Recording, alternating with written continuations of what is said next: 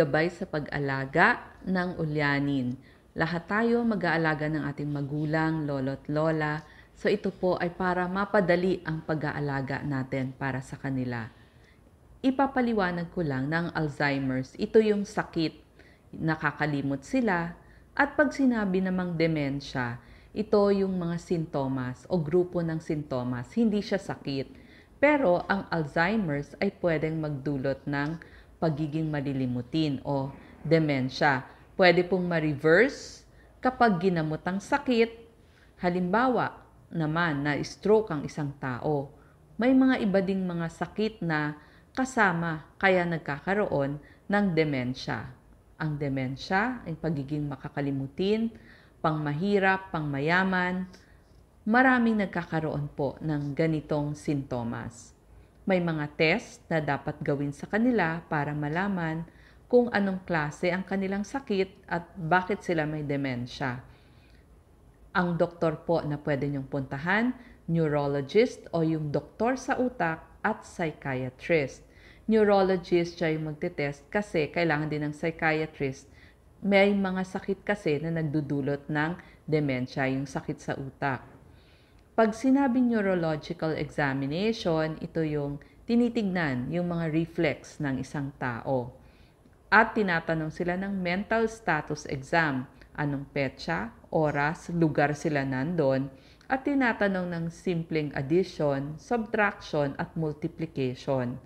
Kailangan din ng ilang lab test, yung mga blood test, at pinapagawan din ng EEG. Ito ay para sa utak, EEG, CT scan, MRI, at kailangan ng psychiatric evaluation kasi kung depressed, pwedeng magdulot ng demensya. Meron po tayong mga suggestion sa pag-aalaga sa ating mga mahal na sa buhay, lalo na kung caregiver kayo. Ibig sabihin, sa inyo pipisan ang inyong mga kamag-anak na may demensya. Number 1, sa pagresolba ng problema, isa-isa lang. Huwag pong sabay-sabay para hindi uinit ang ulo ng nag-aalaga. Halimbawa, kung problema ay pagligo ng pasyente, kailangan simpleng paraan lang para mabago natin yon. Kailangan meron tayong common sense, imagination, ideas. Kailangan masasanay din yung pasyente kung ayaw niyang maligo, for example, ng isang may demensya. Siya yung pagtanggalin nyo ng butones, ipaliwanag sa kanya, kausapin, nakatingin ang inyong mata, marahan yung sasabihan kung paano maliligo kasi baka ayaw niyang wala siyang damit. Yun yung reason, kaya pala ayaw niyang maligo. So may dahilan siya. At kailangan din ng pahinga dun sa mga nag-aalaga. Kung kailangan humingi ng tulong sa kapitbahay, sa ibang kamag-anak, sa mga kapatid, gawin po natin yan. Kailangan may breaks ang nag-aalaga kasi kung hindi, iinit ang ulo, pare-pareho. Ang pag-aalaga po ng may demensya, kailangan laging relax kasi stress na nga sila. Number 4, kailangan may routine ang pasyente. Ibig sabihin, may oras na sinusunod, gumawa kayo ng schedule ng paggising, pagkain, pagligo, pag-ehersisyo ng konti at pagtulog. Kailangan nyo po silang ipa-exercise ng konti para makatulog sila sa gabi at para hindi sila manghina. So very important ang paulit-ulit na schedule sa kanila. Kailangan may ID sila para kung bigla silang mawala kasi ang mga taong may demensya, hindi na sila makabalik sa kanilang inuuwian. So may matatawagan ang taong makakapulot sa kanila. Kailangan meron silang ID sa kanilang bulsa or may bracelet or may kwintas kung saan nandun ang telephone ng kamag-anak na pwedeng tawagan. Pwede nyo pong i-label ang mga kwarto, drawers, pinto, gamit sa inyong bahay para kahit papano independent pa rin ng konti ang inyong pasyente. Kung may ipapakausap kayo sa kanya, kailangan isa-isa lang ang pagpapakausap ng tao. Hindi pwedeng sabay-sabay kasi malilito sila. ang problem nga nila is confused o lito sila palagi. Huwag nyo silang pagagalitan. Ang mga confused o litong tao, kausapin ng mahinahon, hawakan ng kamay, ipaliwanag ng mabagal, short words lang ang gagamitin nyo kasi nahihirapan din sila sa pag-intindi. Ang pagtanong, isa-isa lang, yung mabilis sagutin. Huwag yung bibigyan nyo, wala rin kasi silang judgment. So, huwag nyo nang tanongin, ang gusto mo bang kainin ay manok, baka, baboy, gulay. Hindi po, tanong nyo lang, gusto mo ba ng fried chicken ngayon? Ganun lang. So, simple lang. Pero kailangan, independent pa rin sila or self-supporting pa rin sila para hindi sila magagalit. Kung laging nawawala ang pera nila, kailangan itago nyo na yung malalaking halaga. Pero iwanan nyo sila ng barya at isang maliit na bag. Baka meron silang gustong pagbigyan ng pera. Kailangan medyo independent pa rin sila. At kailangan walang kalat sa bahay. Maaliwalas yung bahay. Kailangan yung upuan ninyo merong hawakan para pwede siyang tumayo, umupo ng sarili niya. Ganon din sa banyo. Lagyan ng ilaw ang mga madidilim na parte ng inyong bahay at maraming hawakan para iwas aksidente sa ating pasyente. Kapag ang pasyente niyo gusto labas ng bahay, huwag niyong pagagalitan. Tawagin niyo siya. Bigyan niyo ng ibang gagawin. Sabihin niyo, oh halika Lola, magtsaa tayo, kumain tayo. Kung hindi kasi iinit ang ulo niya. At lagyan niyo ng mga bells yung inyong pintuan. Para kapag siya ay lumabas, maalerto kayo. Alam niyo na nasa pintuan na siya.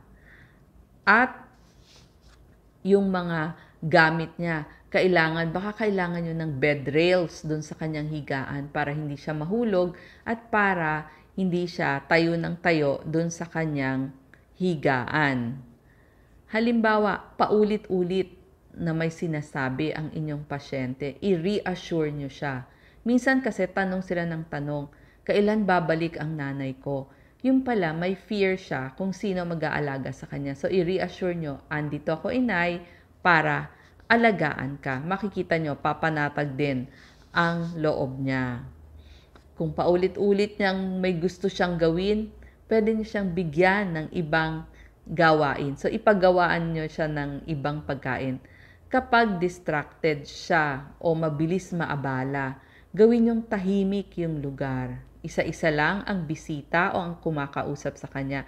Pag hindi siya makakain mabuti, ilayo nyo ng konti dun sa kanyang katabi para makafocus siya kasi hirap din sila sa pag-focus para focus lang siya sa pagkain. Kapag pinapagalitan ng pasyente ang kanyang tagapag-alaga, i-explain nyo na lang dun sa caregiver niya na intindihin natin yung kalagayan. Hindi naman dahil ayaw sa kanya, hindi lang niya maintindihan bakit kailangan niya ng caregiver.